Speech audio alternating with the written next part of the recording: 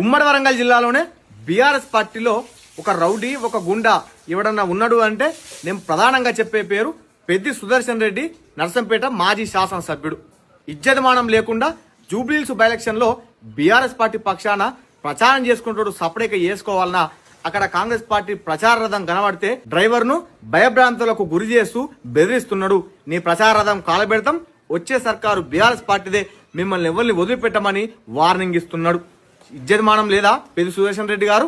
మీ party అభ్యర్థి గెలుపు కోసం నువ్వు పనిచేయి, లేకపోతే కారు గుర్తు కోటేయమని చెప్పి అడుగు. కానీ మా కాంగ్రెస్ పార్టీ ప్రచార రథాన్ని ఎందుకు కాలబెడతావు? మా కాంగ్రెస్ పార్టీ ప్రచార రథాన్ని నడుపుతున్న డ్రైవర్ ను ఎందుకు బెదిరిస్తున్నావు అంటే బీఆర్ఎస్ పార్టీ నాయకులకు అధికారం పోయినా అహంకారం పోలేదు, బల్బు తగ్గలేదు. రౌడీజం అట్లనే ఉన్నది, గూండాగిరి దాదాగిరి అట్లనే ఉన్నది. 9.5 ఏళ్లు అధికారాన్ని అనుభవించి రౌడీలుగా గూండాలుగా అధికారాన్ని చెలాయించి ఇవాళ అదే మత్తులో ఉండి అనేక రకాలుగా ఇట్లా సామాన్యులను కూడా బెదిరించే ప్రయత్నం చేస్తా ఉన్నారు. ముఖ్యంగా జూబ్లీహిల్స్ ప్రజలారా, ఇలాంటి నాయకులు ఇంకా మనకు అవసరమా? వీళ్ళ యొక్క గూండాగిరి, వీళ్ళ యొక్క దాదాగిరి ఇంకా మనం సహిద్దామా? బీఆర్ఎస్ పార్టీ గనక మళ్ళా జూబ్లీహిల్స్ లో గెలిస్తే అదే గూండాగిరి దాదాగిరి రౌడీజం పెరిగిపోతుంది. ఆలోచన చేయమని చెప్పి తెలియజేస్తా ఉన్నాం.